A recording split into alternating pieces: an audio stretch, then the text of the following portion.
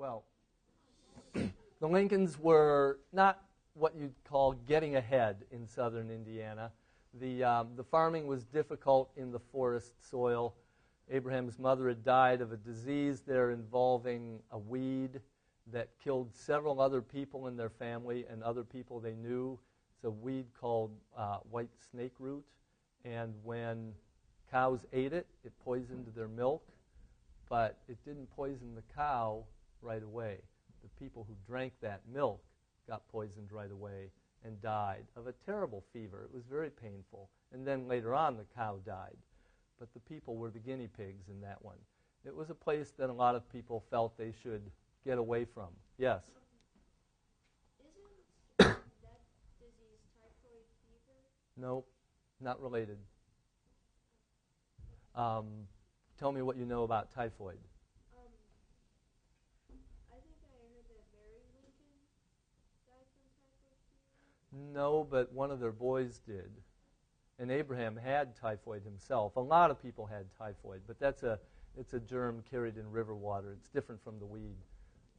Yeah. Mm-hmm. I think it did, but usually the cow died before anybody, and once the cow died of that, they knew not to eat its meat. Yeah. Which one? That's right. Willie Lincoln died in the White House, living in maybe nearly the biggest house in the country in 1862. Died of typhoid from bad water piped into the house. Yes?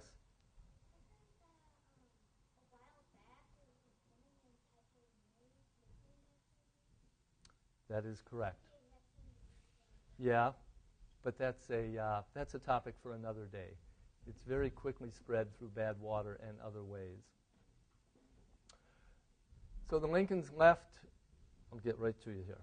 The Lincolns left Indiana in 1830 and moved to Illinois, mostly because it was better farmland, and also because they already had family up here.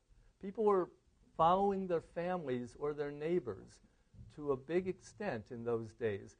Yes, there were some pioneers like Daniel Boone who went out into the West more or less all alone, braved possible attack by Indians or animals or disease.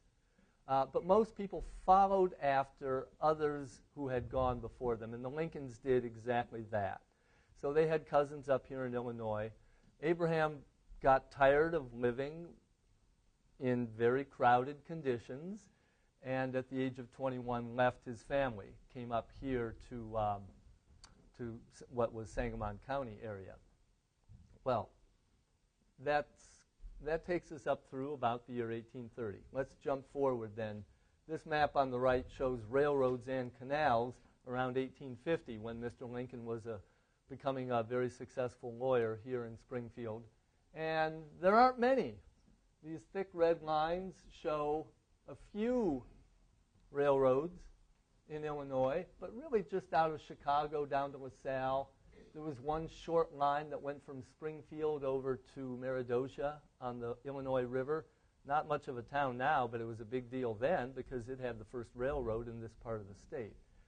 Mr. Lincoln did a lot of legal work for this big, new industry. It would be sort of like getting a job working for a computer company, a video game maker, somebody working with artificial intelligence. He was a good lawyer in the big new industry of railroads. Yes, back row? Sorry? The purple? This is just the areas where people lived. The yellow areas were either empty or had, in some places, a very few Indians still living. Most of Florida was empty when Lincoln was a kid. Now that's the fourth largest or third largest state in the country of population. Yeah? What were the brown ones? What are those things? The brown ones? Over here? No, on the map. Yeah, those. That's the Appalachian Mountains. All the way up here, all the way down into Alabama. It's very... Hold our questions until the end. Okay? Okay. So Mr. Lincoln was a successful lawyer and helped the new railroad companies, and there were a lot of them. It was sort of like being a dot-com company these days. Everybody who could get together a few $1,000s and sell subscriptions to the stock for their new railroad company was doing so. There were probably 30 different little railroad companies in Illinois alone in the 1850s. Most of them failed. Most of them went bankrupt, including the only one that Mr. Lincoln ever owned any stock in himself. He did not become a rich stock investor. But he did pretty well as a lawyer helping the railroads build new lines and settle their disputes with people whose land they crossed. Now, here's a little sound trick I'm going to do for you. And I'll try to use my microphone for it. Here's a penny. This is what it sounds like today. Okay. Here's a penny from Mr. Lincoln's time, 1848. It's heavier than a quarter. Here's my quarter, today's quarter. Here's the old penny.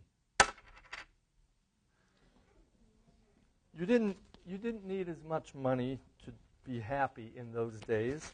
As I said earlier, some things were priced with quarter cents, like that trip in the little boat he built, 6 1/4 cents out to the steamboat in the middle of the river.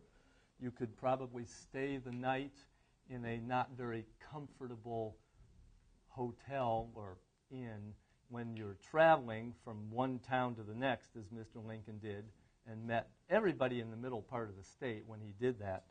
You could travel and stay for 25 cents a night, and in the morning, breakfast of a couple of eggs and coffee and some toast would cost you 7 1/4 cents.